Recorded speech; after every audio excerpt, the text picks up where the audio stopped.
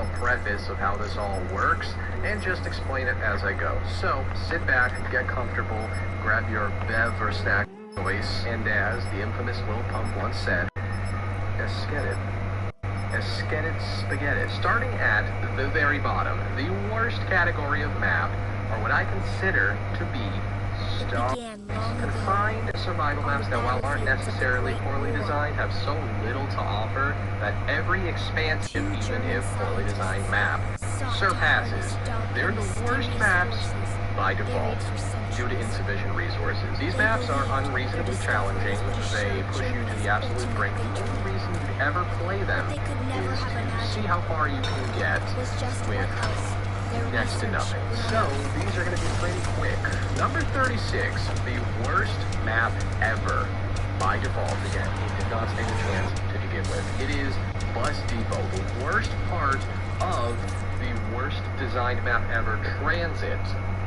There is absolutely nothing on this map other than a ray gun. Enough said. Just a smidge above that, number 35, we have Nocturne Token. Yes, the classic, iconic, nostalgic Nocturne Token. There are multiple versions. We are, let me just say before we continue on with this, only focusing on the original. Let me repeat that, and for all maps this is also applicable to going forward. We are only focusing on the original version. The remasters are a bonus, but it's not what we're focusing.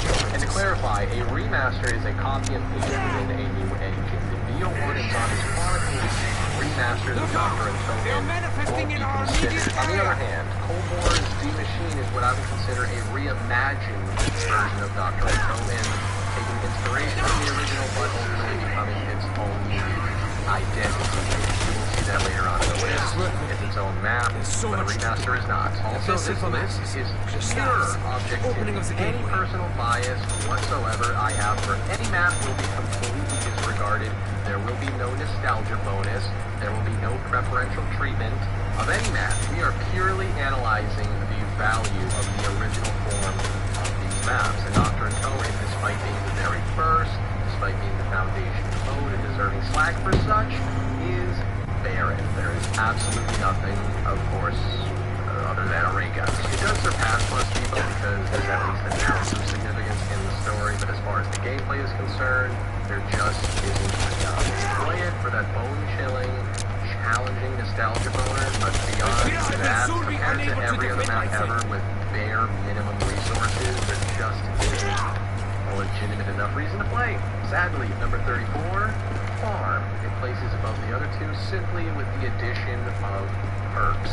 Otherwise, it's more of the same. And number 33, you may be sadly surprised to hear, is Barucht. It does have perks and it added traps, but unfortunately it still does not have Pack-a-Punch or a high-end wonder weapon beyond the ray gun, or ideal spacing for that matter. I was lucky there this really time. isn't a place there's nowhere to train. You're constantly looping the map, slowly chipping away at it all. It's very overwhelming, very suffocating. These pieces fit together to form an additional means of defense. Older brother. It's just not very different though. Are you behind this summer forecast? Negative. Smells like hail and heartbreak. By the end of 2025, GPT becomes the best AI fish. Nah, one's better. So they could rate through 2 this year, maybe 3 at Pound Place. Calci is legal in all 50 states. I have nothing to offer.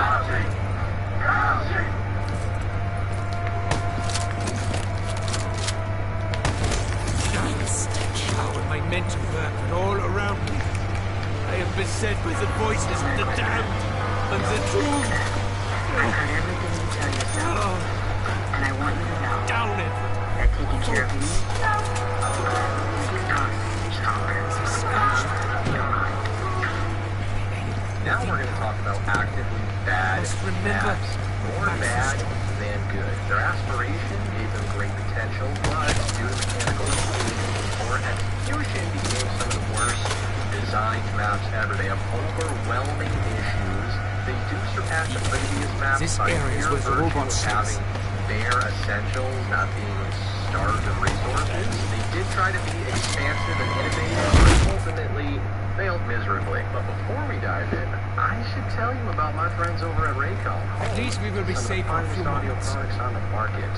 And it shows through their tens of thousands of 5-star reviews. With their site-wide Black Friday and Cyber Monday sales, saving you up to 50% on select products, there's no better time than now. Still on the fence? Save even more with their limited time fitness and/or everyday audio kits, both with earbuds and headphones. Only this week, available through November 22nd. I've actually been using the fitness earbuds for a hot minute now. They are fantastic for working out. They're designed specifically to not slip out of The your initial ear test and subjects come failed to with survive the other purge features, sequence, including the not hence the limited addition of the noise velocity noise compensator. isolation, helping you get in the zone. Unfortunately, one day my dog chewed up a case thinking it was a toy, so I'm thankful they sent me a new pair of everyday earbuds to enjoy as well. What are you waiting for, man? These are Raycon's biggest holiday discounts ever, and again are only available through the 27th. Don't miss out. Click the link in the description or the card on screen, or go to buyraycon.com/Tim Hansen to save up to I suppose it is inevitable that a black market thrives in such desperate times. Transit. Where do I even begin with this? There are so many problems with this map. I'll try to keep it sweet and to the point. The main idea, of course, is a bus that transports you to different segments of a collectively large map. Unfortunately, though, it was too aspirational for its own good, and the VO2 engine held it back severely. Starting with the bus. In and of itself, it's an unreliable death trap. You're often ditched and having to run throughout the map. But don't run too fast or the engine might crash because it can't handle it. So, we're going to throw fog at you so you can't see it very well at all. We're going to throw some denizens at you to fuck your face. And we're going to pour some lava all over the ground so you're constantly burning to death while you walk. Now that you've moved this tortuous run, you've discovered that there's too much, mostly dead space, with parts sprinkled throughout as far apart as conceivably possible, so that building the water weapon is far more effort than it's actually worth, given it's a heaping pile of shit that inevitably explodes after about 10 seconds usage. And when, not if, when it explodes, you have to go back to each respective part location scattered throughout the map and start over. No thanks. I'd probably be just as well off upgrading my gun and running circles that way, you tell yourself. So you grab your turbine, place it down at that location, make your way over to town, only to realize that it didn't open up the door. So you go all the way back to Bus Depot, grabbing your turbine, rinse and repeat an undisclosed amount of time until it decides that it randomly wants to work, and then you build the Pack-a-Punch machine. It's also atmospherically hideous. The characters are irritating, and I'm indifferent towards the Victus segment of the story. I understand that we all have lots of fond memories beaming on transit, but this again is subjective analysis. It is the worst design map ever. Perhaps if it were on next gen, it wouldn't be quite as limited. Several issues would disappear, but it is what it is. And that leads us into number 31, Dialogue. Do not succumb to your I would argue sickness! only majorly vertically inclined map. Like Transit, had The big excavation dreams, site is up but ahead. You because it see was the on undead in last higher gen, numbers. Because of the poor execution, it ended up being a whole lot worse than it I had could thought have the been. staff Threat of path falling was lost is forever. equal to, if not greater than, the threat of the zombies themselves, which, as far as I'm concerned, takes away greatly the fundamental core of the mode. I believe that you are worried more about misjumping. Your energy is being refocused. Thousands of feet Other your ancient instant objects demise will wasting soon over so much transform time you and just change the worry world around us. zombies killing you. It's almost like they The do counter not argument know of how theory we is get better at jumping.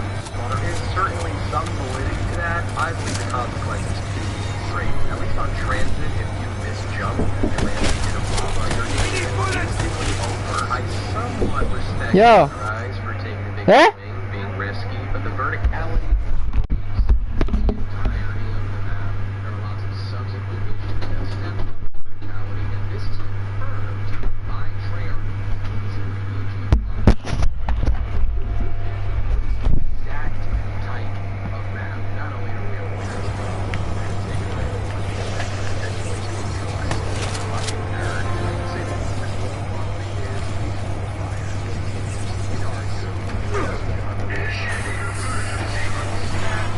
Appearing all around us.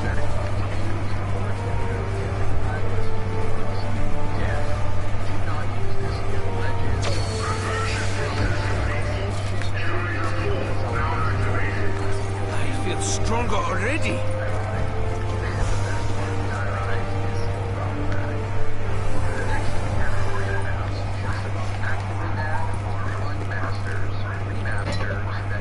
You're toying with me, aren't you, Samantha?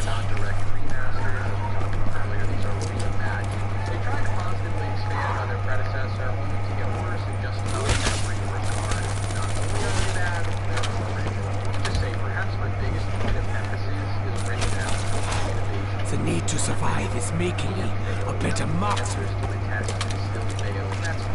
Especially given the context of the predecessor, or a downgraded version of a map that already exists, there's no reason to play it. Fortunately for these maps, there's just enough of a trace of what the predecessor's goods and the diaries of transit, but they're still highly unflattering. I need to take these parts to a suitable work area.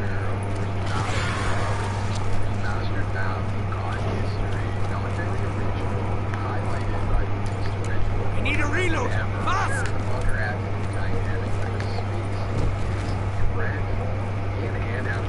Get back! There's no order. Around the novas that electrocute you constantly, the novas that contaminate the surrounding zombies, and 7-Eleven crackheads sprinting at full speed for a dime bag. Before his... on any map ever is the ventilation system.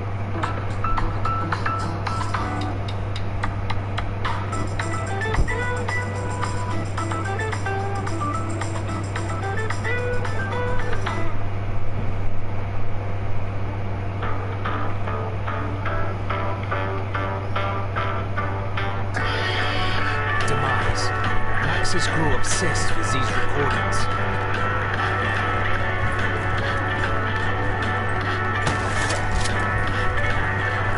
Evidently, I lack the necessary funding.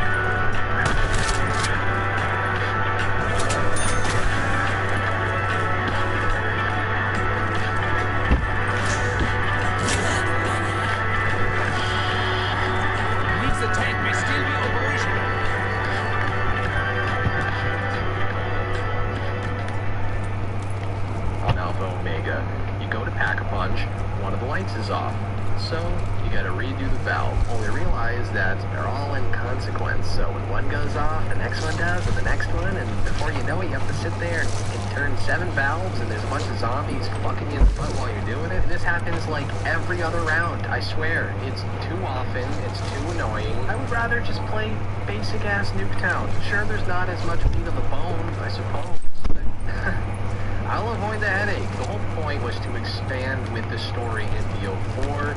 Unfortunately, it was super anticlimactic, very low quality. It has no personality and the gameplay sucks. It's a total snooze fest. Number 29, Blood of the Dead. Spoiler alert, Mob of the Dead, the original, is one of the greatest maps ever. You will find it much higher up on the list. Blood of the Dead does an excellent job at taking everything that made Mob of the Dead so special and either scrapping it entirely or replacing it. This component is just one part of something bigger. Of the story taking such a major shift. And for whatever it's worth, I think the story carries whatever value this map has. Premise works, but let's be honest, it was the original mobsters in the original prison with the original escape plan that made this map so special. The atmosphere, the vibes, can't compare. But the real tragedy here is the layout, the map design got worse in every way. They expanded the island and essentially divided it into 2 sections bridged together by a deathly catwalk. We spawned in Richtofen's lab within the first section. Don't worry about returning. There's literally no reason to. I know you're used to feeding the hounds, but don't worry about it. Getting the Hell's Retriever is pointless. Wraith fires are better. That's right. Afterlife is gone. One of the most innovative, dynamic elements the mode has ever seen is now replaced with this power switch. But there's another one, so keep going. Do not open this gate unless you are armed to the teeth. You will die. Alright, now we're back at Mob of the Dead, the only part of the island that matters. I know you're used to grabbing parts to build a plane, to make your way to the Golden Gate Bridge to pack a punch, but don't worry about any of that. We got rid of all of that so that you can focus on grabbing the shield parts and then tediously absorbing soul after soul so that you can then activate a moving pack-a-punch machine. Oh look, we opened up the warden's house. How interesting. It adds nothing. I see you found the second power switch. Are you having fun yet? The acid gag kid, the golden spore, Hell's Redeemer. Don't worry about grabbing any of that cool stuff. There's no point. Worry about grabbing the Magma Gap, which is admittedly really cool. Want but at this money now, point, Samantha? I think I'd rather play Mom of the Dead. I have dubbed the next category of maps minimal fun. They're a lot like the Star maps in essence. They're small, confined survival maps, but in this case provide a little bit more meat on the bone, therefore giving you a reasonable fight. These are actually fun. They're actually worth playing because you don't have to sweat your nuts off the entire time. Number 28, Nuketown. That's right, the most iconic multiplayer map ever. As far as translating to zombies, could have been worse, could have been better. It's not that deep though, it doesn't take itself too seriously. The big distinction separating it from the Starve maps is of course Pack-a-Punch. You also have perks. Unfortunately those randomly spawn in every 5 rounds or so. You don't know when you're getting jugged. It can be very challenging, but a fun challenge nonetheless. Just a hair above that, at number 27 we have Town. Basically Nuketown without the random perk spawn. I love Town because it compresses transit into its strongest segment, cutting out all the bullshit and getting straight to the phone. I would not at all be surprised if I have played more Town than any other BO2 map. And I'm sure a lot of y'all can actually relate because after all, it is hands down the most tolerable of this collectively disastrous launch. It is too basic to justify placing much higher than this, although it is about as good as these basic survival maps get. Right about that, sitting awkwardly at number 26, we have the Pentagon 5, which sort of fits into this category, sort of doesn't. On one hand, it is a basic survival map, especially relative to its BO1 peers. On the other hand, it is a clear notch above the previously mentioned maps. It separates itself not only with its spectacular cast of politicians and greater contribution to the overall story, but more complete gameplay. There is Pack-a-Punch. There are traps, albeit in terrible locations, and there is an additional wonder weapon, albeit the Winter's Owl. And I, for one, despite popular opinion, really enjoy the Pentagon Thief. There is not a challenge quite like him out there. He's super unique, and I appreciate that.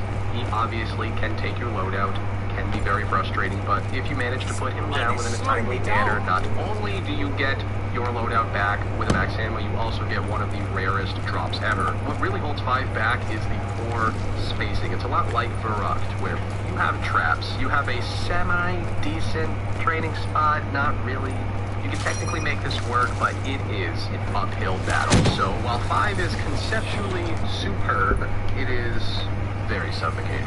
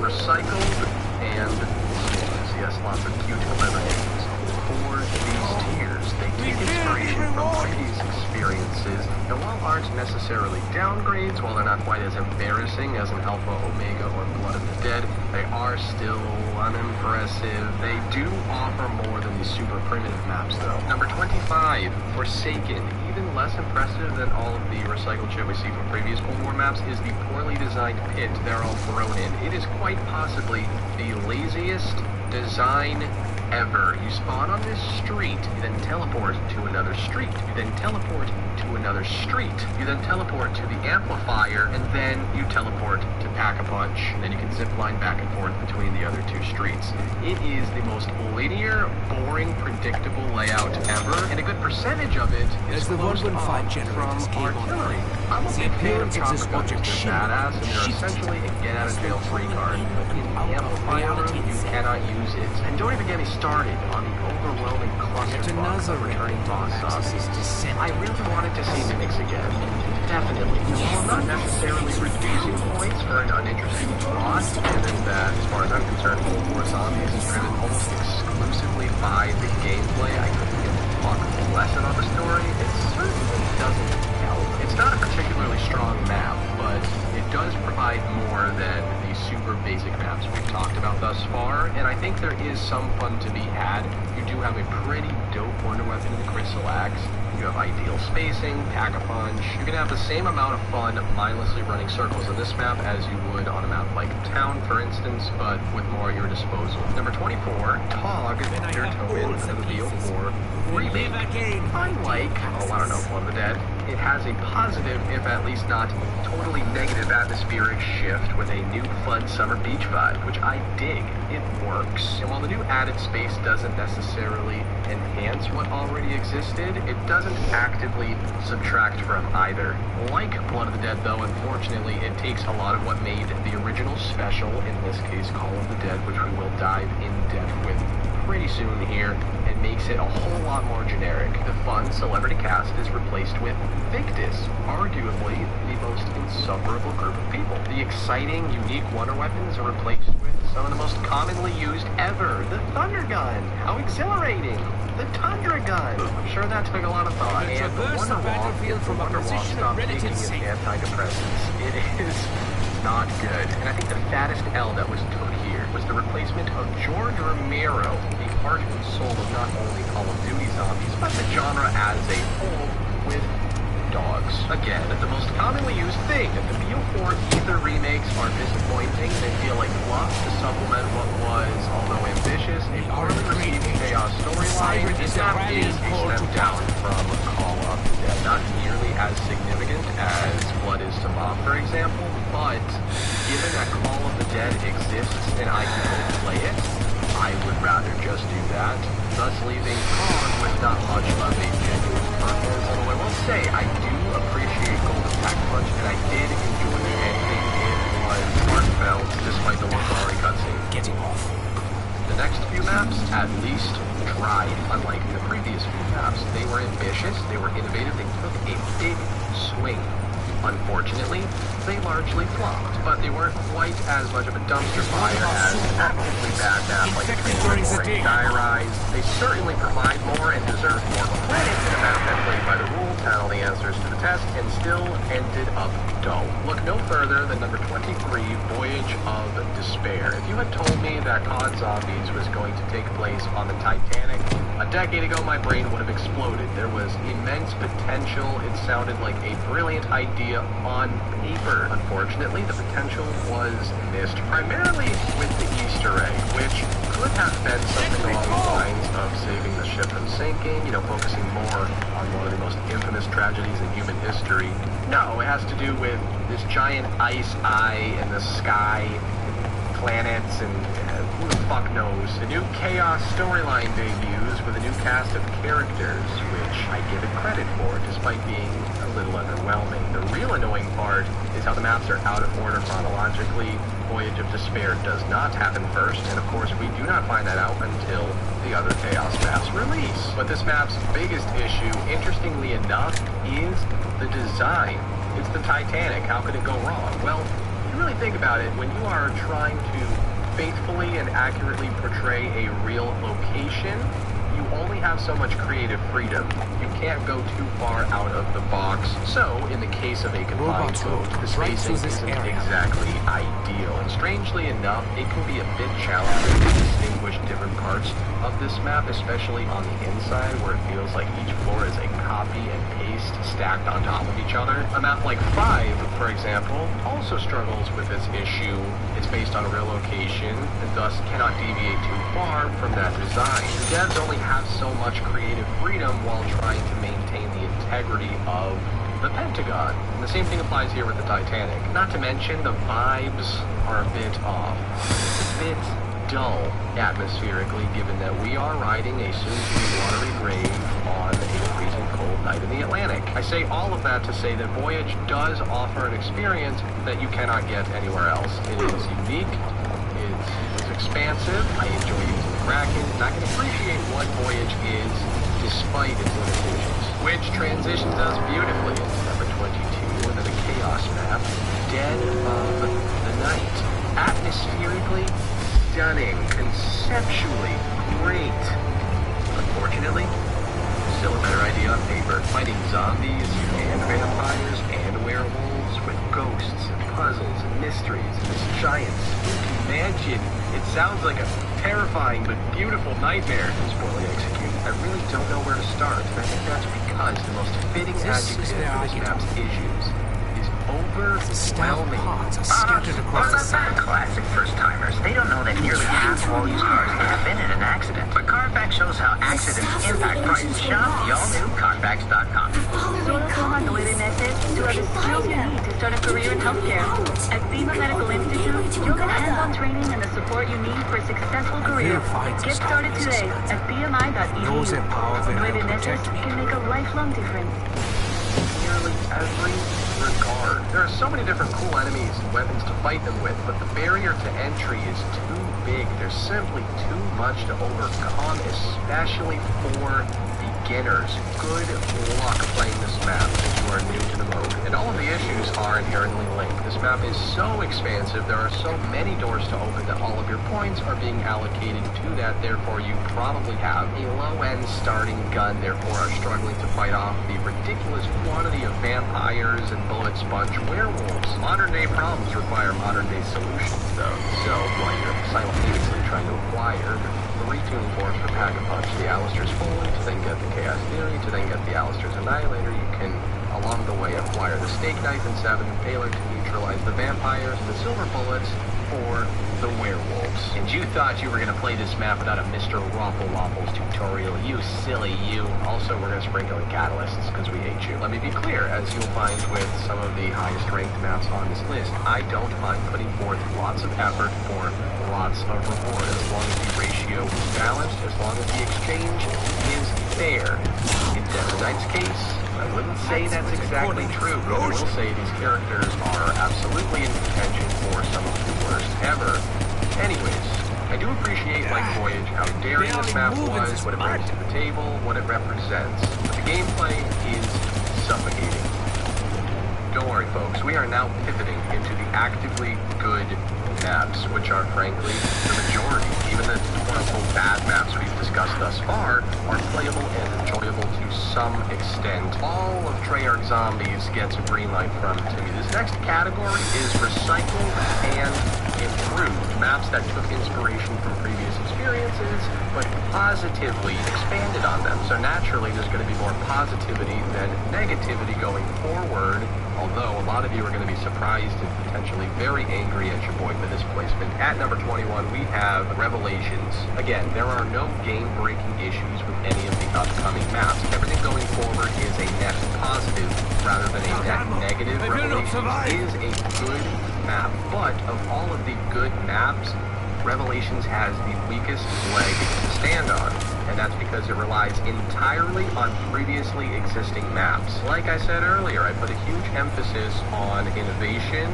originality, providing something that no other map does, and Revelations relies more on nostalgia and returning features than any map ever. After the initial infatuation wears off, you quickly realize it is a giant recycling bin. There isn't a single original wonder weapon, and of the myriad of bosses, only one, the furries, be unique. And other than inside the Apothecan's belly and spawn, every bit of this map is comprised of fragments of actual original innovative maps. To be honest, I think it would have been acceptable had the ending not been so anticlimactic, so disappointing, and frankly, with the release of Zombies Chronicles, with the majority of these maps being individually remastered, a lot of the incentive to play Revelations disappeared. So I do think, in the grand scheme of things, it is unoriginal and a bit underwhelming.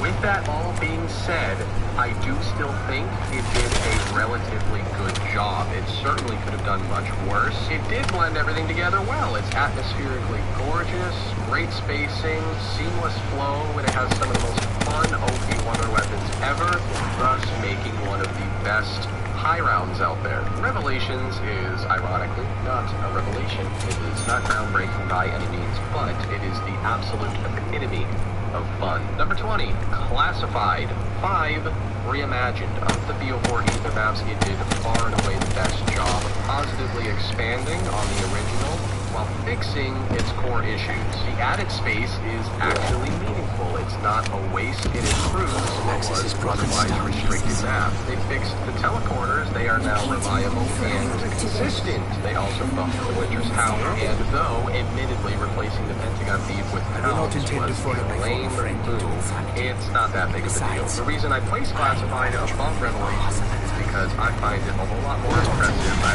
respect a map that improves upon what was an otherwise very flawed but cool concept over a map that relies on lots of different maps. Has a bit of an identity crisis. And number 19 goes to The Machine.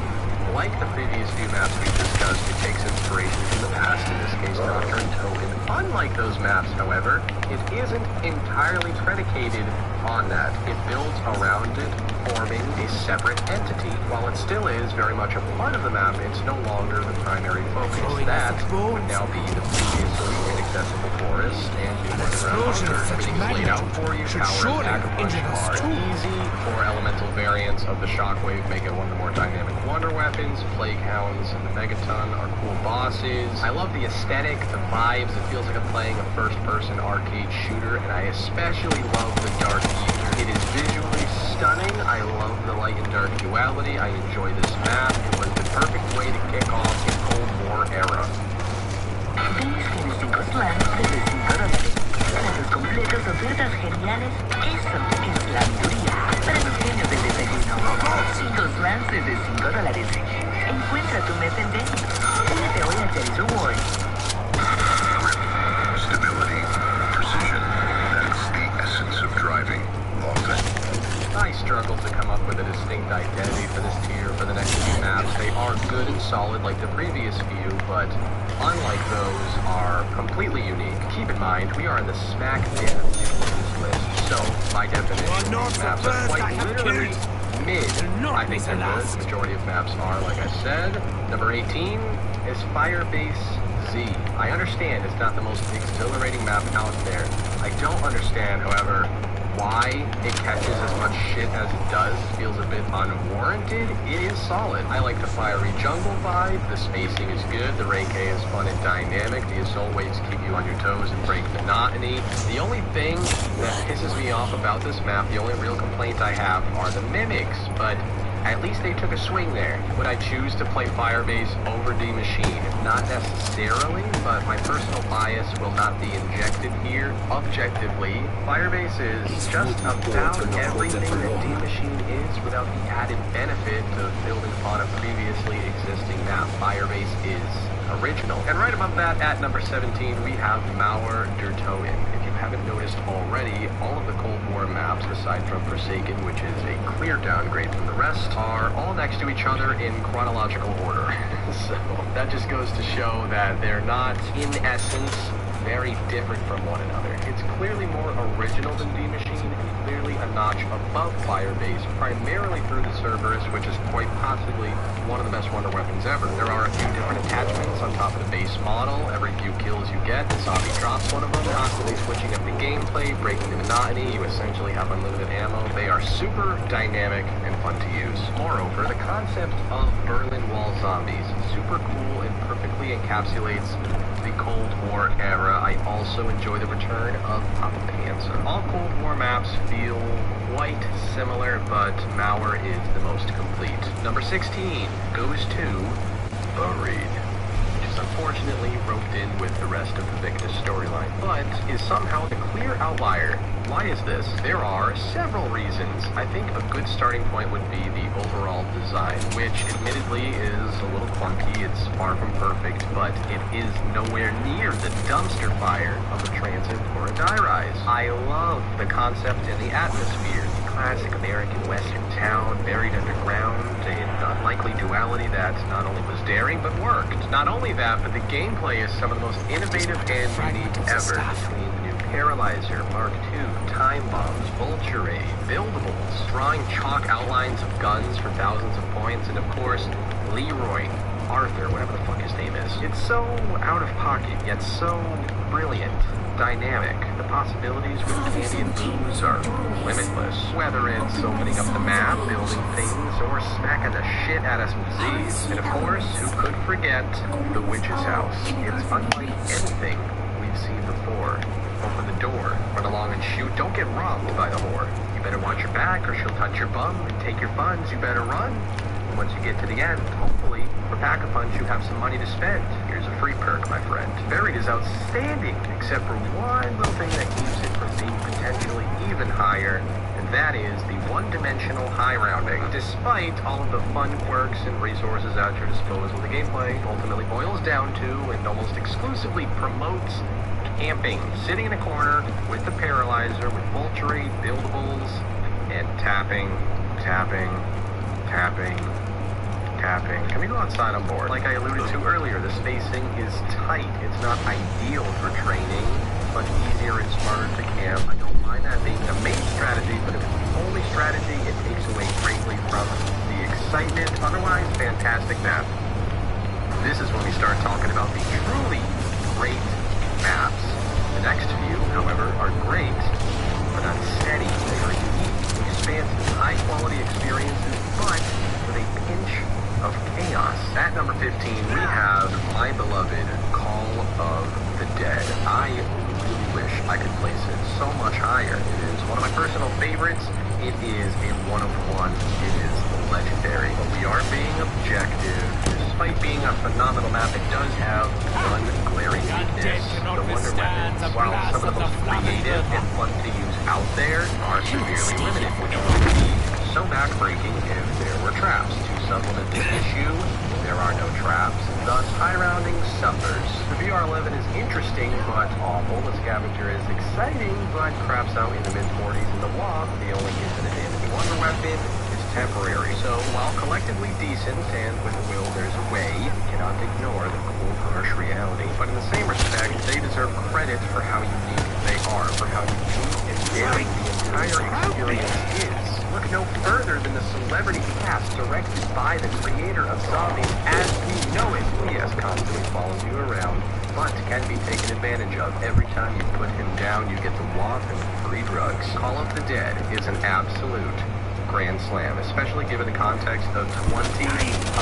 It's not perfect. We haven't reached that point in the list, but we are getting closer. At number 14, we have, and this is going to rattle some people to the very core, Shangri-La, which is structurally similar in just about every way, most notably through irritating but advantageous bosses. In this case, monkeys that can be manipulated to get specific power-ups, and napalms and shriekers that, while hindering the players, also hinder the zombies. So as long as you're quick and smart, they will ultimately benefit you. I think a couple of things give Shangri-La the slight edge. Primarily, the wonder weapon. The Baby Maker is not only one of the most fun wonder weapons to use, wink, it is one of the best. Thus, high rounding is more feasible despite tight spacing and continued lack of traps. Shangri-La also has far and away the most beautiful atmosphere in zombies history paired with a spectacular Easter egg and storytelling. Don't get it twisted, it is challenging, but it is a reasonable, fulfilling challenge. You have sufficient resources, it's up to you to piece it all together. And just above that, at number 13, we have BO1's grand finale. Boom! This epic story ends with a big old bang. Literally. Shoot. Each map within this story gets naturally, progressively better. Shares similar characteristics to the previous few maps, no doubt has the occasional minor inconvenience. Excavators, cosmonauts,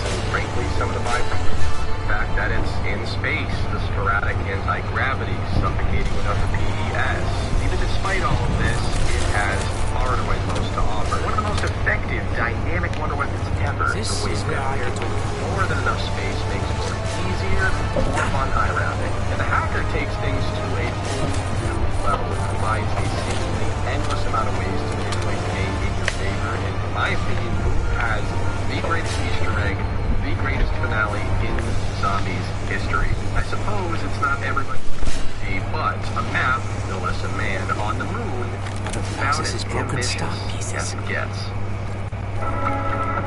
Let's build a better industry.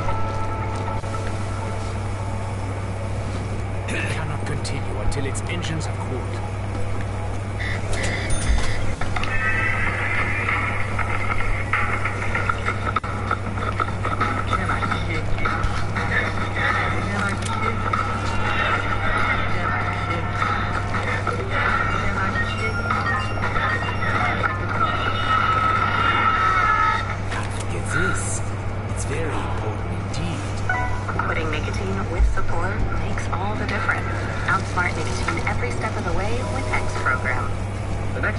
Are also great, but steady, simple, reliable, fun, which I believe sometimes gets lost in the progressive complexity of them. And as you'll see at the very top of the list, complexity does go a long way when paired with fun, but simple, balanced fun devoid of any glaring issues also goes a long way. These maps are nothing if not a relaxing good time. Number 12 might cause a riot in the comments. It is tehrealaspeca. I had no other choice. Way too high up on the list. So much of our work has been lost really, in battle. Think about it. You have everything you need, and there's no catch. There are no drawbacks. Sure, it's a lot like Nocturne Toten and Barucht. Not even a pack-a-punch machine, but you don't need that. All you need is the waft. There's 24 zombies capped per round. It takes but a few shots to end the round with an incoming max ammo every 5 rounds or so, thus famously creating the easiest high round of all time, which some may argue takes away from the map. I would argue the opposite. If you're going for the world record or are just trying to get the highest conceivable round you can get to, you're playing World at War Shinonuma. Yeah, it's basic, but the reason why so many basic maps landed so low on this list is because it's not really a fair fight. They don't provide sufficient resources. This map does. Not to mention, it's where the storyline unofficially begins. We see Ultimates connect for the first time. This map innovated quite a bit as well with the first high-end wonder weapon and Hellhounds, which quickly became the standard boss zombie. I rest my case.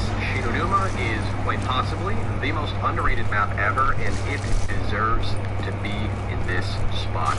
Fight me. Number 11 goes to the Cinema of the Dead, Kino der Toten, which has a fascinating reputation. It is easily the most iconic, the most popular map of all time, which makes sense. It launched with the highest selling Call of Duty ever. When you think COD Zombies, you think Kino der Toten. Subsequently, the casuals gassed it up as one of, if not the best map ever, which just objectively isn't true. There's not enough there for it to take the crown, which sent the hardcore players into a frenzy, pushing back, overcompensating, calling it the most overrated map ever. And I think somewhere along the way, we've just sort of lost the plot here. We have lost the nuance. No, it's not the best map ever. Yes, the generator is full of operation. It's pretty straightforward and relatively easy to operate into the action. You have a pack-a-punch, plenty of space, and the new, extremely powerful thunder gun. It's by no means groundbreaking, but what makes Kino so special is its intensely eerie vibe. It is so heavy, so potent, especially when playing for the first time. It swallows you whole. You get goosebumps. Feel a shiver down your spine. Don't get me wrong, I love the aesthetically profound atmosphere. Color and lighting are so important, but nothing hits quite like the true and traditional horror that Kino encapsulates best. Look, I get it. We've played this map a lot, perhaps too much. Maybe the magic's worn off, but in a vacuum, Kino represents COD Zombies like no other. Gentlemen, we are officially in the top 10. Number 10 goes to Ascension, which, like Kino, is simple, well-rounded fun. Great high rounding with lots and lots of space, the thunder gun, and this giant cylindrical dildo that infinitely kills and spawn. It was, full pun intended, a huge ascension for the mode. A huge step in the right direction, lots of ambition and innovation with not one, but 2 perks, PhD and stamina, Gershes, Matryoshka dolls, and of course space monkeys, who are admittedly super irritating. I like to keep as many of my drugs as I can, but are unique nonetheless, adding a dynamic we hadn't seen before. In the very first main Easter egg, you kidding me? And there's just something so cool about riding the 3 lunar landers and shooting a rocket up into the sky for Pack-a-Punch. It matches the simplistic fun of the previous few maps, but takes it up an extra notch. It's even more expansive and exciting. It checks just about every box. Ascension is awesome. But the king of these maps, right above that, at number 9, we have Derice, the most revolutionary map ever, primarily of course through the debut of Pack-a-Punch, the single most important innovation the mode has ever seen. It cannot be undersold how significant upgrading your guns is. It took the game to an entirely new level, of course paired with the law, good spacing, and the most iconic camping spot ever. It also just so happens to be the route, the single most important map in the entire Zombies storyline, where Route 935 and their experimentation with Element 115 kicks off. That's, of course, World at War Derice, and while we're not necessarily focusing specifically on the gameplay of the Giant, its revamped story helped kick off BO3. Undoubtedly adds more. It's not just a pillar, it is the pillar of the mode. It just so happens that the gameplay is some of the most enjoyable out there.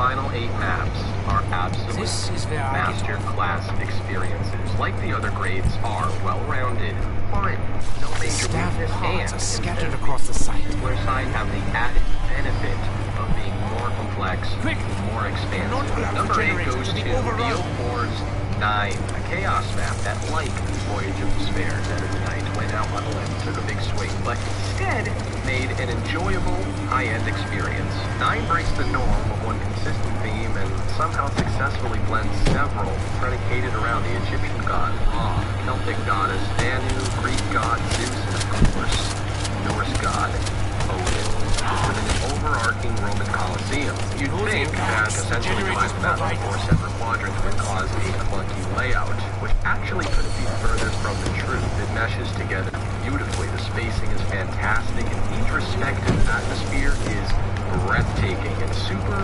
refreshing, jumping from one to the other. While doing so, you summon the champion, fight them to death, behead them, drag their skull downstairs, impale it, and voila, Pack-a-Punch. How badass. And there's also something just so cool about fighting in front of thousands of people, beyond just zombies, axe throwers, blade swingers, tigers, and being rewarded for victory. And the fact that this is all really just one badass trip. Pretty interesting, not gonna lie. I like the Easter egg. The only minor complaint I have with this map is the 111.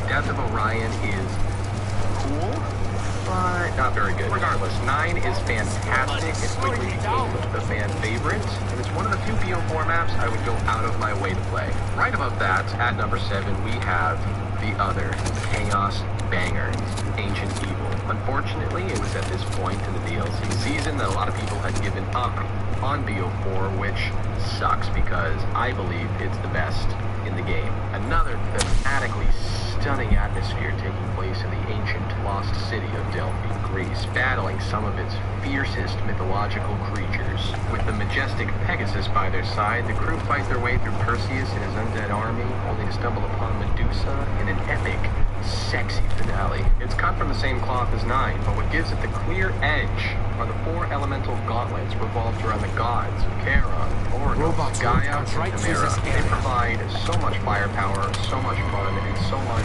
replayability value, which, spoiler alert, is one of the key elements of some of the best maps ever. Ancient Evil is a gem. It's underrated. I wish more people appreciated its greatness. Number 6 goes to Zetsubonishima. BO3 mastered the formula. These maps check every single box, paired with the absolute peak of the story. These maps are stepping stones predicated around each respective premise character towards the ultimate goal of defeating the Apothicons and restoring order in the universe. This phase of the mission has our crew on a Pacific island untangling Division 9's experimentation with Element 115 and wildlife centered around the boy, Takio, breeding a lush yet horrifying environment. A masterclass zombies map perfects more than just atmosphere and storytelling. However, it perfects gameplay and overall design. These These maps are typically quite large, but balanced and flow seamlessly. They also have high-end resources that are, more often than not, quest-oriented, giving you lots to do, and subsequently, lots of firepower. The KT-4 and Skull of Non-Sopwa make a formidable duo against the island's monstrosities. Giant spiders, giant spider, and thrashers, which are, sometimes admittedly, annoying, but fitting and unique nonetheless. Even more riveting is the new planting system. Watering seeds with different combinations of colors result in a wide range of possibilities, be it handouts like guns, power-ups, and perks, or plants that manipulate zombies in several ways. Upon release, this map was poorly received, but it aged the finest of wine. Over time, it became clear that it deserved a place amongst the greats. Don't get me wrong, it is not for the weak-willed, for the faint-hearted. Setting up on this map absolutely can be overwhelming, but once you get over that hump, once it becomes routine, Zetsubo no Shima offers some of the best gameplay out there. We are now in the top 5, boys, and that 5th spot is going to go to Gorod Krovi. The crew heads to war-torn, zombie-infested Stalingrad to battle fire-breathing dragons and procure a drunken Nikolai from his mech suit. Gorod Krovi is somewhat of a hybrid. It meets the qualifications of a masterpiece, no doubt, but it also, in lots of ways, represents old-school zombies, from the Wonder Weapon being the mystery box, to the classic Link Up the Pack-a-Punch, to the World War II setting. It's basically an advanced ascension with dragons instead of lunar landers. And the dragon theme is outstanding. Beyond their mere presence, the dragon's strike, shield, and specialist are badass. It's balls to the walls, man. Cranking motorhead, slurping vodka, running and gunning through fire. Until you get the Ray Gun Mark III, in which case you are now camping. Especially since those naughty dragons are breathing fire everywhere, and those Valkyrie drones are going to camp behind you and shock you in the butthole, which I would say makes high rounding a little unconventional, but at least it's not an absolute necessity, and the Mark III is fun to use. You get the highly detailed, complete experience here, like that of Zetsubo, but get to the fun much quicker. Number 4 marks the elite of the elite, and it belongs to Shadows of Evil. Absolutely jaw-dropping and ballsy. It kicks off BO3 with an entirely new cast of characters, and is driven. What does Amazon Live mean to me? Oh my gosh. It's just like my little community. I love doing it. Can I tell you guys something? I'm shopping while selling tea. Name a better duo. I can't tell you which housewife was actually mean to me, but I'll tell you what she said to me. Basically a nice little gossip sesh with my people. Man, kind of wicked thing, but we're biased. Well, this man just asked me to leave my Port Authority the other day, and I said, it's the bus terminal? Thank you. I can't tell you how much I have in my Amazon cart. This is a whole vibe, a whole situation. Even in my house, it's absolutely just like this. I like the Wreck-It room because I get permission to break stuff. Wait a minute, are you good? Are you good at How dare you not realize it's a robot plays not dead snakes? That's bad. I'm getting a lot of mileage out of it. Just like shopping with a group of friends. to Leave it like Charlie's Angels. Can we try?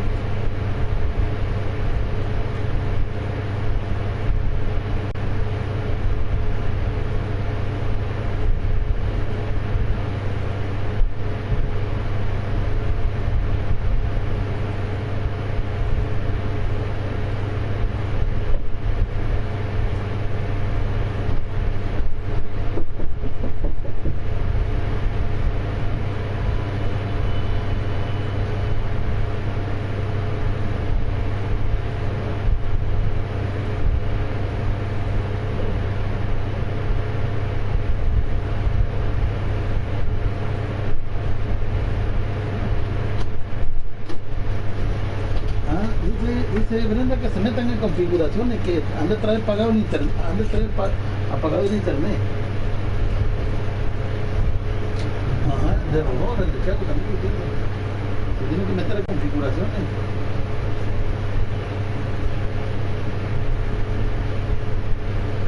Porque tiene que tener internet el teléfono.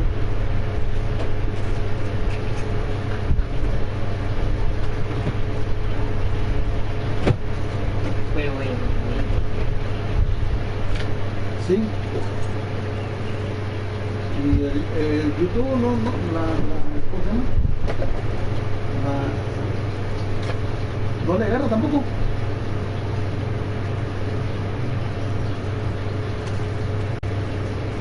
No, para las canciones.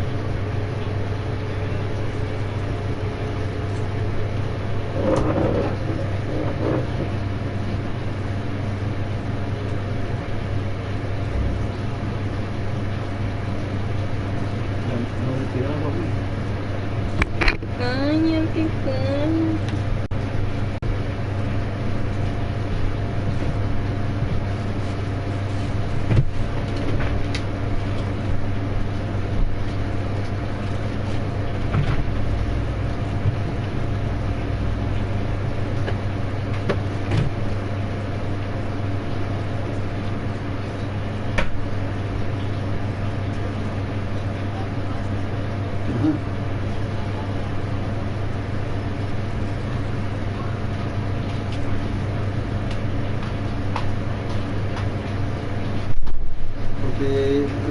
Cada vez que te paga se activa, y como lo pagué ahora tiene que estar activado.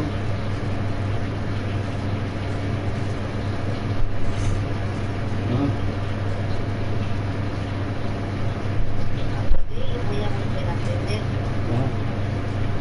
Aquí ya está prendido, pero yo no sé por qué no. O apaga el teléfono todo y vuelve a prender. Sí, lo voy a como reiniciar porque lo pongo y me dice aquí no hay conexión de red en este momento. Pero señal sí tiene. Sí, lo que no le agarran son los datos. Pero si apágalo todo y préndelo. Ajá. Porque tienen que tener internet, si no, cuando los teléfonos tienen línea tienen que tener internet. Ajá, ahorita lo voy a como reiniciar. Ajá. Espéreme.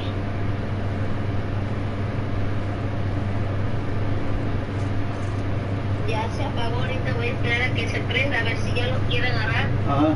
Porque si ya lo activo hoy, pues quiere decir que tiene que tener, pero...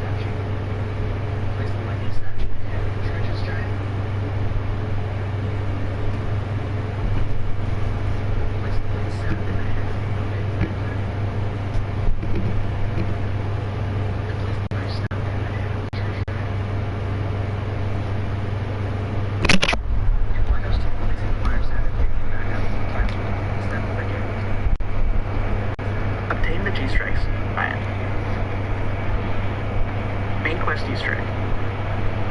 Upgrade all 4 staffs. After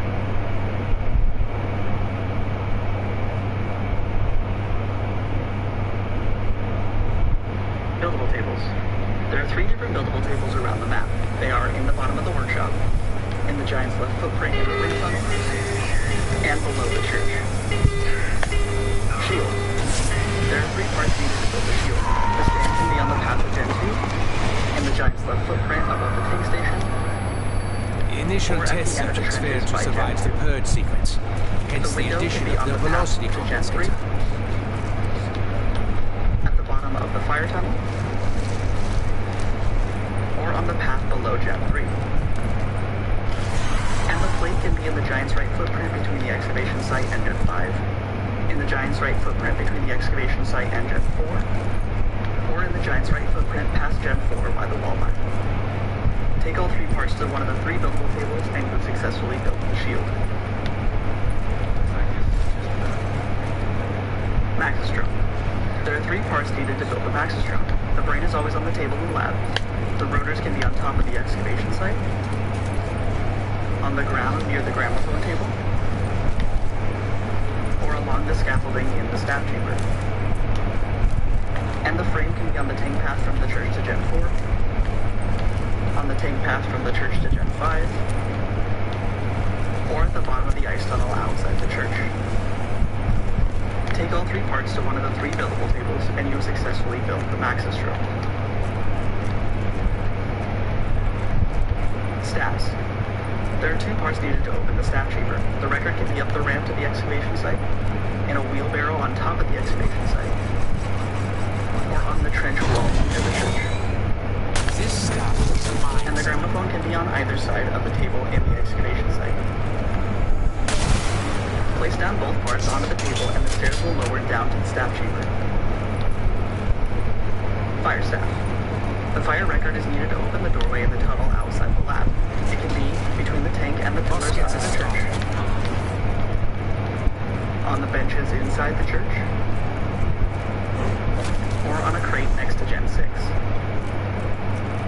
There are 4 parts needed to build the fire staff. The first part was rewarded from the church challenge box by activating Gen 6. The second part drops from a glowing flame in the sky.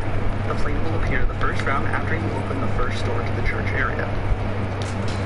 Shoot it down and the part will drop on the pathway around the excavation site. The third part drops from the Panzer Soldat. The first one will spawn at the start of round 8. And the fourth part rises from the fire staff pedestal in the crazy place after arriving through the fire tunnel. Take all 4 parts to the pedestal in the staff chamber and you've successfully built the fire staff. Fire staff upgrade. After building the fire staff, take it to the crazy place. In the fire chamber, there will be a set of 4 fire pits over a grate. You need to get 30 kills with the fire staff over the grate. On your final kill, all 4 fire pits will be lit. Head to the church and there will now be 4 ternary symbols lit on the wall. You need to shoot the corresponding torches under the church with the fire staff. The blood splatter will always be one of the 4 symbols. All 4 torches will need to be shot in quick succession or they will burn out.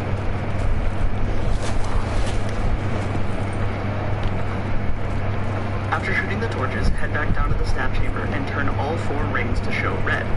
Then shoot the orb inside the bottom ring with the fire staff.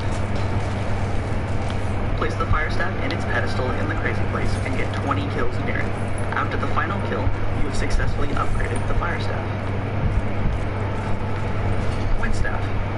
The wind record is needed to open the doorway in the tunnel near Gen 4. It can be on a crate near the lightning tunnel entrance, on a broken wall next to Sin, tunnel outside the church. It can only be found, as well as 6 uniform symbols above. Match the symbol on the wall by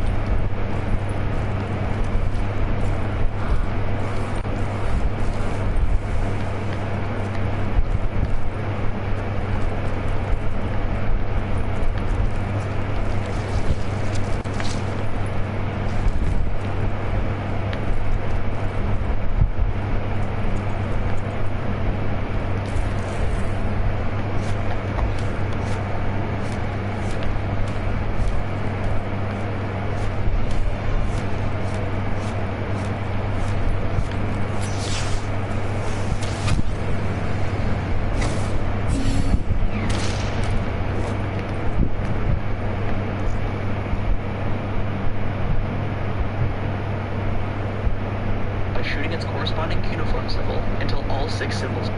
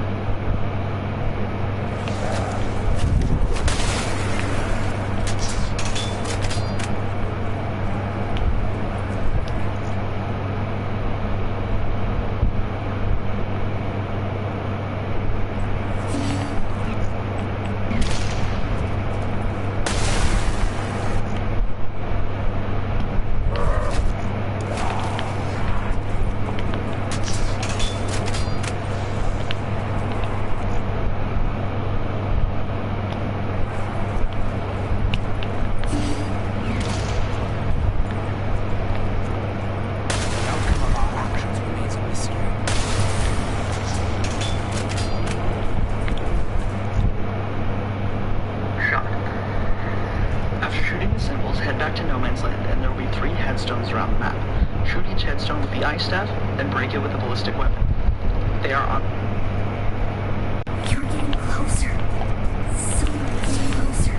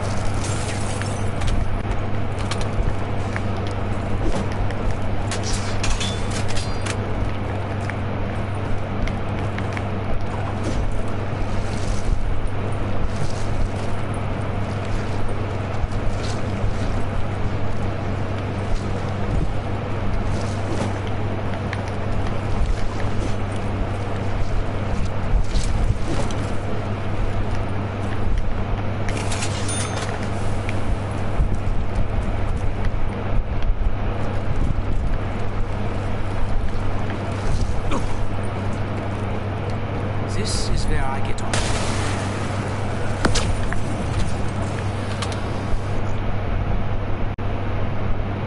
On the excavation site wall, in the Giant's right footprint by Gen 4, and on the tank path outside the back of the tank station. After treating the headstones, head back down to the statue. I don't know how, but you are so much closer than my father ever got.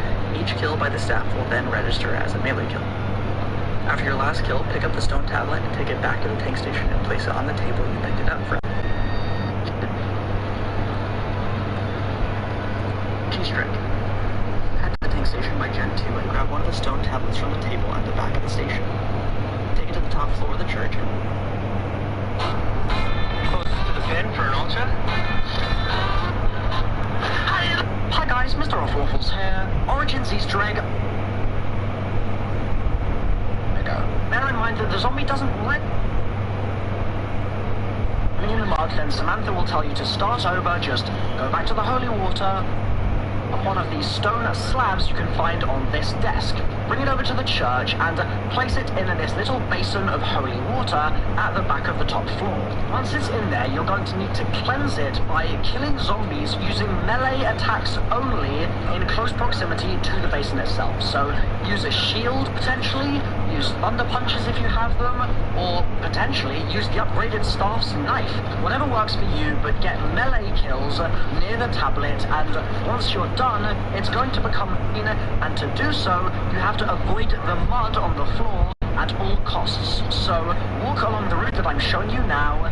If you mess up and you end up standing in the mud, then Samantha will tell you to start over, just go back to the holy water, clean off your tablet, and then get back on your way, but avoid the mud this time, and you should be good. Once you get back to the tank station, place the tablet down on the desk where you found it, and get a load more melee kills. It's going to be around 20, I believe, and once you've done that, you'll be able to actually pick up a G-strike from the table. It'll just be floating there for you to grab.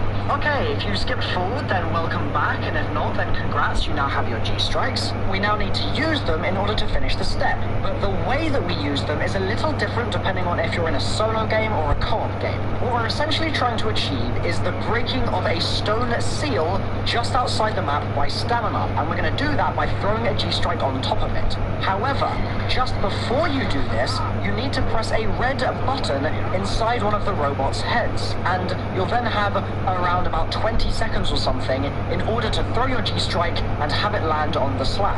This is why there's a difference between solo and co-op.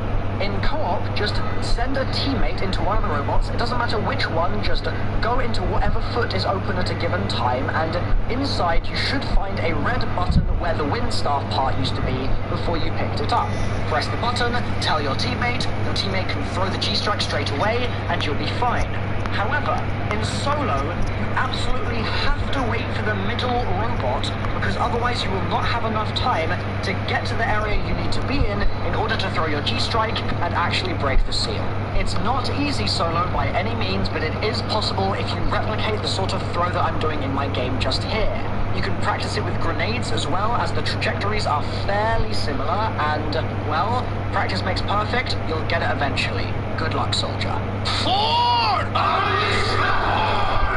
To do this, you're going to need a Maxis drone, and you'll also probably need a spare set of underwear, as a billion panzers are going to come out of that pit and attempt to stomp on your face as soon as you throw the Maxis drone in there. The community's preference tends to be the fire or lightning staff in order to kill panzers effectively. If you don't remember how to build the Maxis drone, then I have a guide for it on my channel down below, but I'll give you some bullet points now just to point you in the right direction. There are 3 parts for it. The brain is always in the spawn, the second will be either on top of or inside the mound, and the third part is always on one of the mud tracks going into or out of the church, or at the very bottom of the ice tunnel on the left. If you need more details, check the description down below. Once the drone is built, bring it to stamina and release it just in front of the pit. It should fly inside, the panzers will jump out, make use of the stars you've built in order to take them out, and you'll be ready to move on.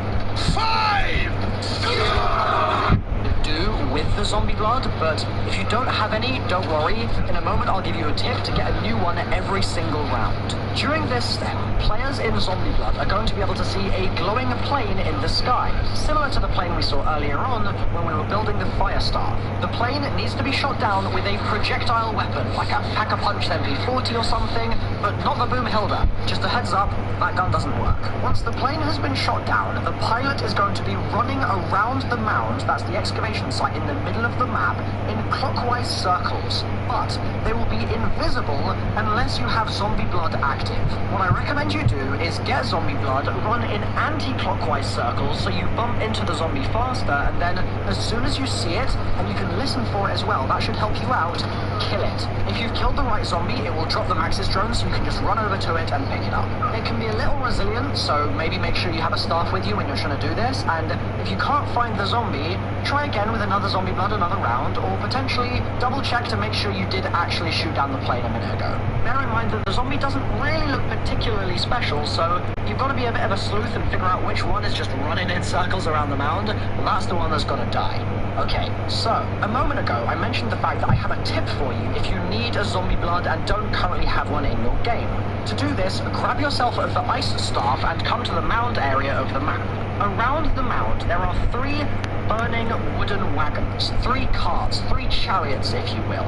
you need to essentially extinguish those 3 carts by shooting them with the ice staff. And once you do so, a zombie blood drop will spawn on top of the mound just near the Pack-a-Punch. The 3 cart locations are as follows. One is...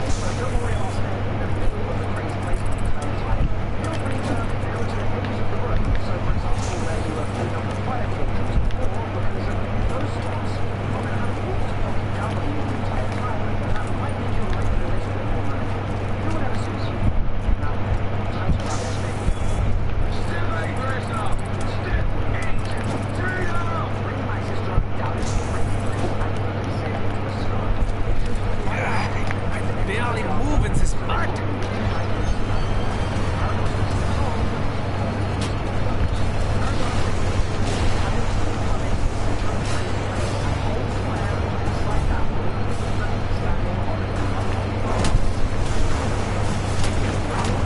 This is where I get off.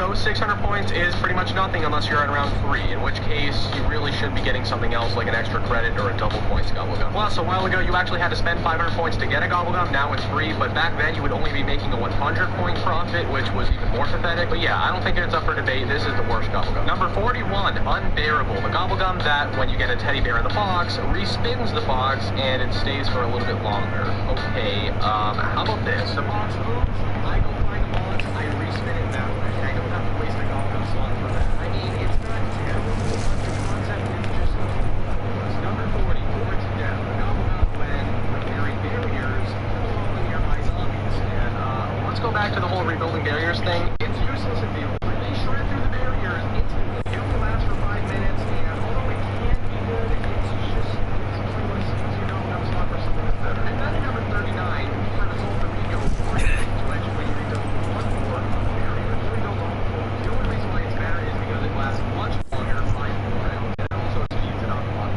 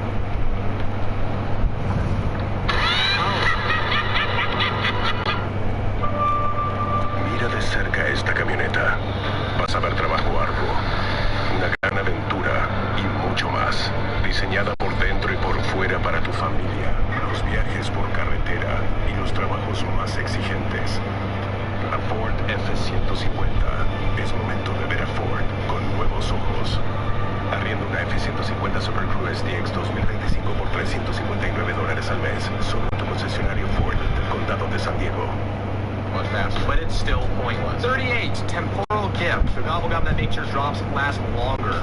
Okay, that's awesome. So I think how it works is, let's say insta-kill, it lasts 30 seconds, and with this it lasts 60 seconds. That's awesome. The gobblegum only lasts 1 full round, so, no thanks. Number 37, Crawl Space. The gobblegum that turns zombies into crawlers for 5 activations. I am having a hard time believing one of you can use this for any reason other than point. 36, now, you get hit by a zombie with this thing, it emits a fire ring that kills all the nearby zombies, which is cool. I mean, if you're in a bad situation, it can be pretty helpful, but you have 2 uses of it, and most of the time you just get hit by 1 zombie and kill that 1 zombie, and it's fun.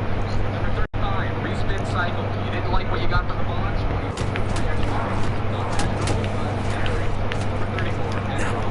Fly. Don't put that back in the hand. It's one of the games. So what happens is, on your remainder, not for a full round, just the remainder, any bullet which hits a zombie will damage its head. So basically, if you shoot it in the torso, it's head damage, right? I mean, it's not bad, but it's so, again, like pointless. I mean, if you had a shot for every time I said pointless or useless in this video, it's all and so I suggest you don't do that. But yeah, not a great one. 33, Saber Chopper, another ultra rare that did nothing but disappoint. So for 10 full minutes, you get to buy ammo for your gun on any other except for war weapons. So, you know, there's no point having it if you have a full weapon because you can just go for the original war weapons on the ammo there. So, yeah, that's number 32, another enhancement. The knockdown that gives you 120 seconds off the back of the weapon, which isn't bad, especially in early rounds. With gold like wall power and great power that exists, there's no need for it. Number 31, End of Nuclear Wind Challenge, which grants you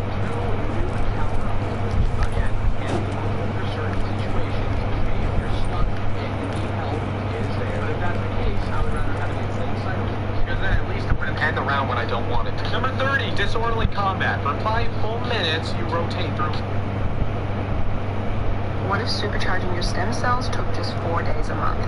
Stem cells are how we bounce back. Hi guys, Mr. Awful. Good luck, soldier. I'm away with the ice staff.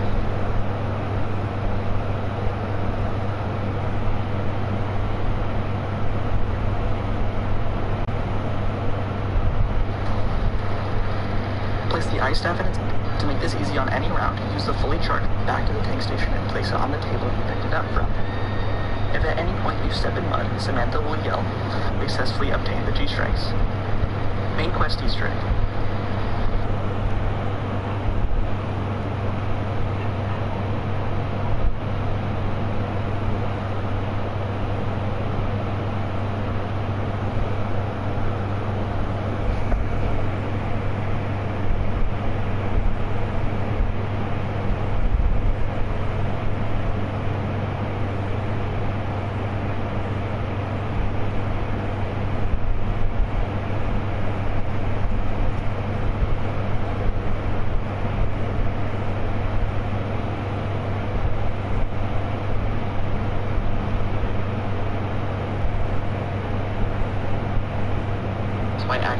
6.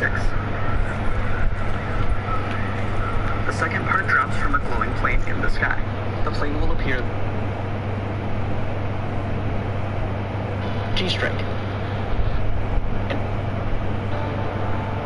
No man's land? Great. Back to all 4 staffs. After the 4th upgrade, staff pedestals will appear around the map. Place the fire staff in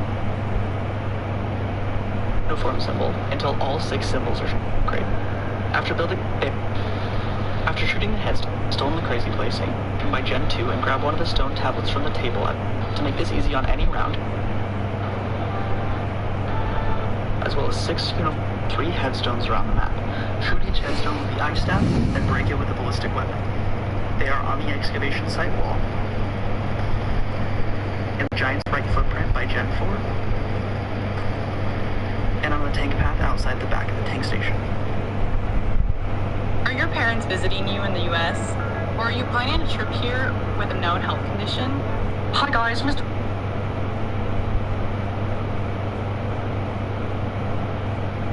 Spawn in each round around the map. However, it has to be snowing while you do this.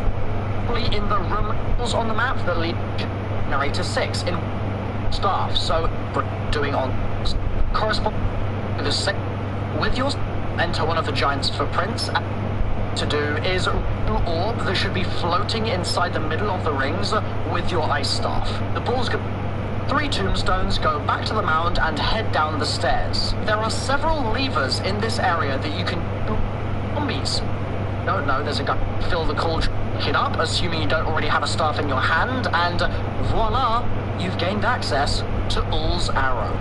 As usual with the upgraded staves, to segment charged is the idea, like some kind of mare before it's upgraded to pretty damn good, because it's got something is that 40 and a third can be found just around the corner towards where stamina is. If in a given round you shoot those 3 cards and extinguish the fire using the ice staff, you'll actually guarantee yourself a free drop, a free power-up on top of the mound. So extinguish all 3, run up to the top of the mound, and you should have a zombie blood waiting for you. You can do this every single round as well, so this is a really useful one if you're doing the main quest Easter egg. In terms of comparison to the other staffs, I would say that the ice staff is weaker probably before you upgrade it, just because it's turning wooden carts or chariots or whatever you want to call them dotted around the mound. One is in front of the mound, just here. One is opposite the MP40, and a third can be found just around the corner towards west. Hello people, I'm TV Bennett. There's these 3 cards that are on fire. It's on YouTube, so this is brand new. I'm hoping that I'm the first one to actually do this, which I really doubt. There's the second one right there, and then the third one is over here. Basically, you just get the ice staff. We're actually trying to build all the ultimate staffs right now. And you shoot all 3, and then you come up here, and Thunder Fists. Which is what I did to your mother. And you get free blood money. You get blood money. You can do this like every other round. It's not a time-based thing. I tried waiting like 10 minutes to see if the fires would come back, and they don't. Like once every other round, if the fires will come back, just use the ice staff on them, and you'll get free zombie blood every time. Great way to get rid of the Panzer Soldats. Just get zombie blood as soon as they come, and it's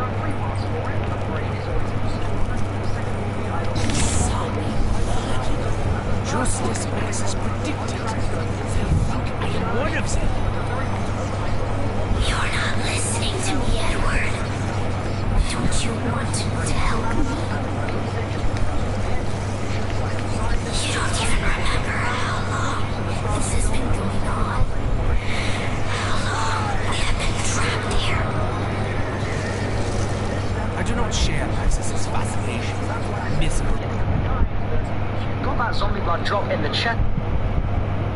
All caught up. 6!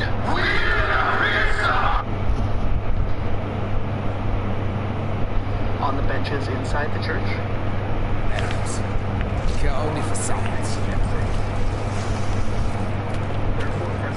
Fire staff. The first part was rewarded from the church challenge box by active table in the excavation site. Place down both parts onto the table and the stairs will lower down to the staff chamber. Fire staff. The fire record is needed to open the doorway in the tunnel outside the lab. It can be between the tank and the pillars under the church, on the benches inside the church, or on a crate next to Gen 6. There are 4 parts needed to build the fire staff. The first part was rewarded from the church challenge box by activating Gen 6. Be careful. This area is where the second part drops from a glowing plane in the sky.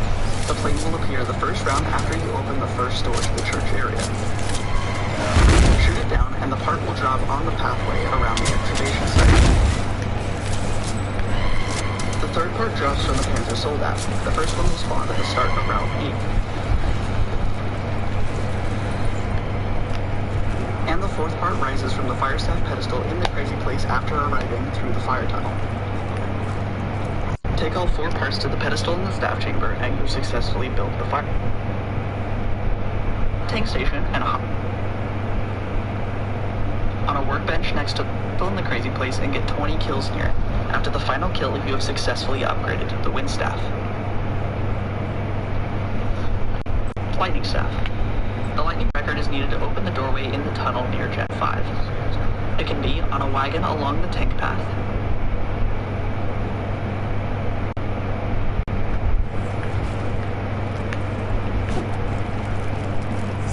It's slowing me down.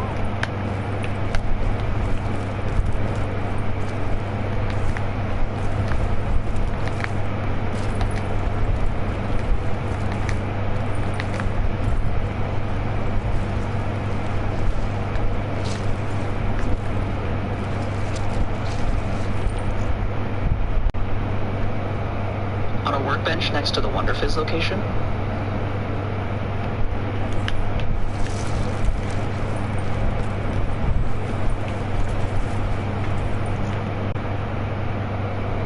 and on a machine at the bottom of the wind tunnel.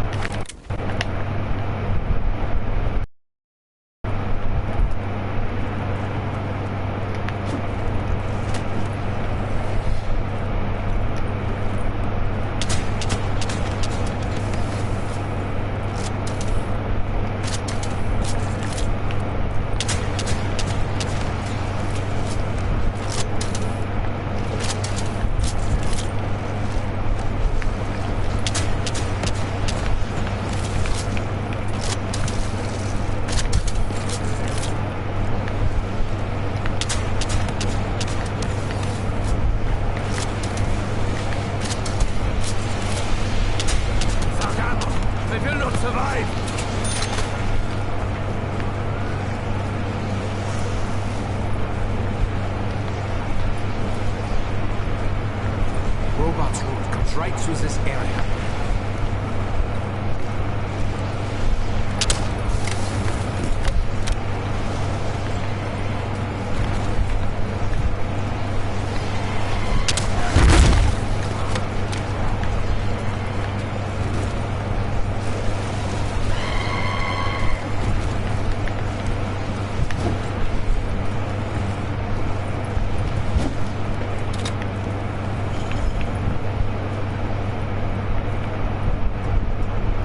It is inevitable that a black market thrives in such desperate times.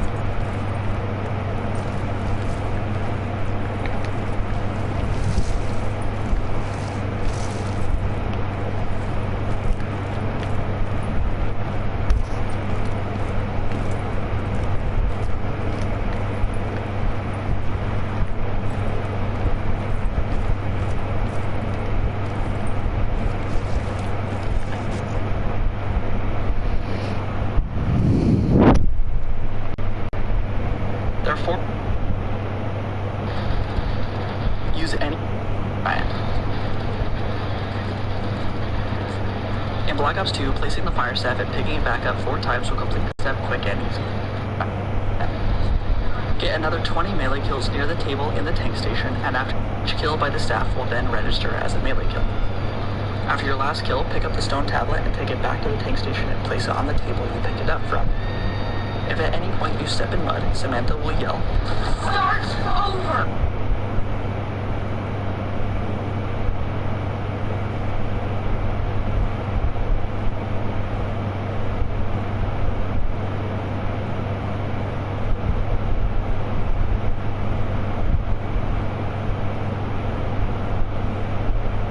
Center. Shoot the 6 dolls that appear. Song Easter egg 3. In the lab, prone and interact with the 1 symbol nearest to the door to Gen 2, and then the 1 symbol nearest to Quick Revive. Then head to Gen 5 and interact with the 5 symbol nearest to Stamina. Interacting with all 3 symbols in that order will play Ether by Brian Toohey. Hide and Seek.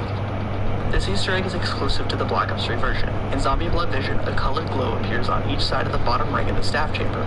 Shoot all 4 glows with the corresponding staff and you will hear a confirmation noise. Then head to the crazy place and interact with the Samantha doll in the center. Shoot the 6 dolls that appear. Another doll will ascend into a garden, and after a while, a max ammo will spawn and it will play Remember Forever by Jack Wall and Tori Leslie. Radios. There's 6 radios. Is in the head of the church giant. And the 3rd is in the crazy place below the steps of the fire chamber. Interacting with all 3 will play Shepherd of Fire by Avenged Sevenfold. Song Easter egg 3. In the lab,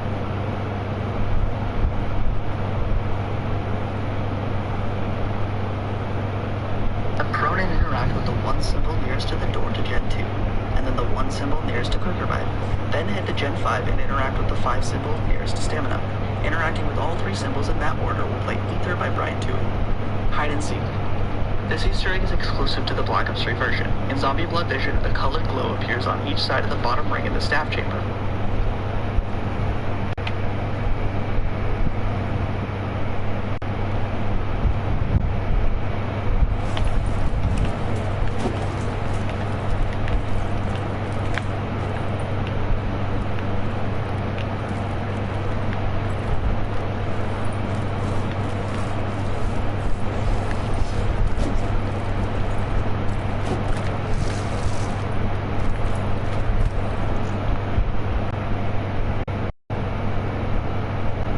Back at the station. Fill in the crazy symbols on the walls and extra perk slots. After obtaining the golden shovel, a new red dig spot will appear around the map the round after you obtain the golden shovel. The red dig spot is revealed in Zombie Blood Vision and can only be dug with Zombie Blood active. They can also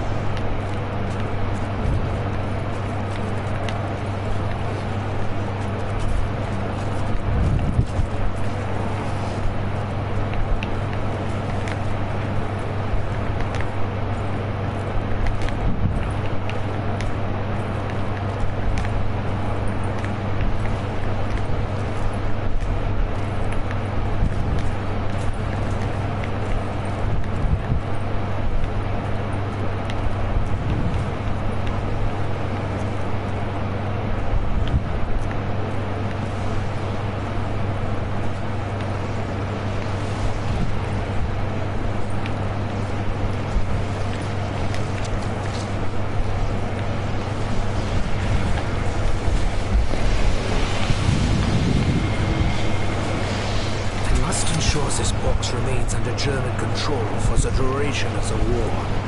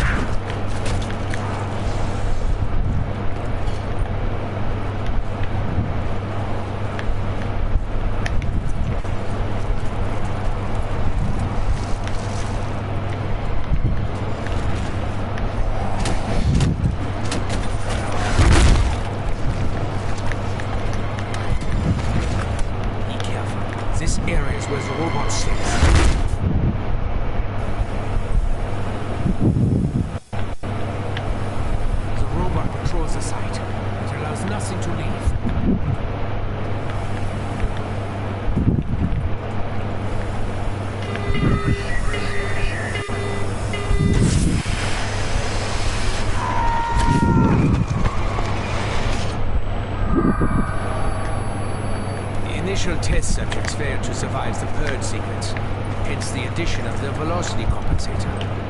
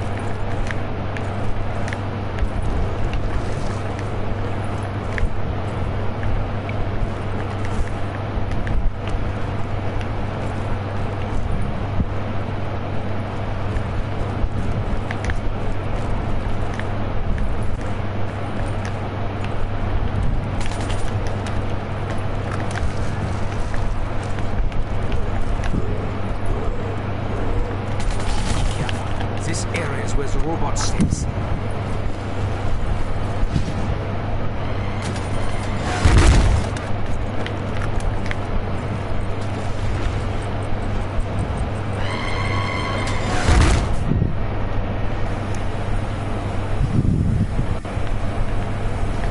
At least we will be safe for a few moments.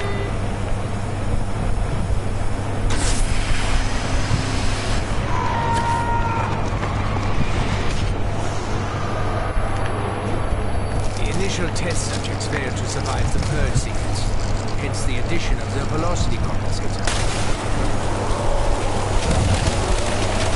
Get out of my way! Much to do!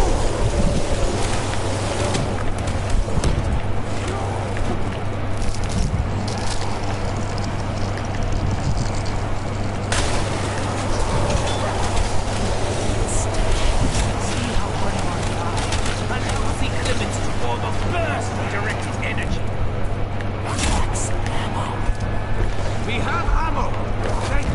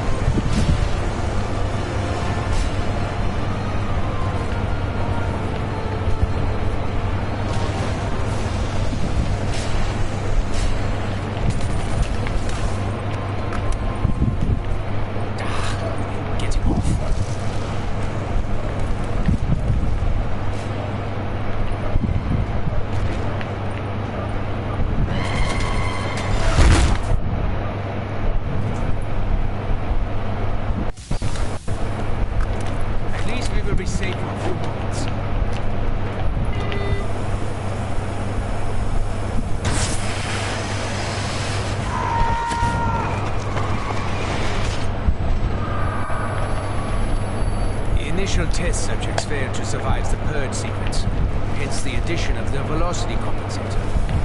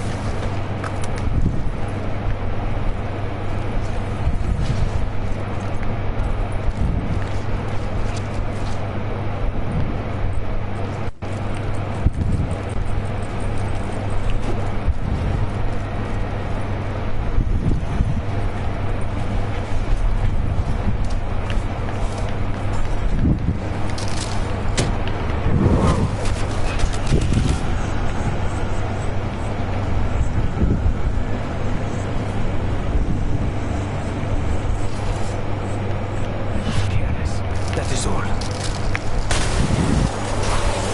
will not become one of you.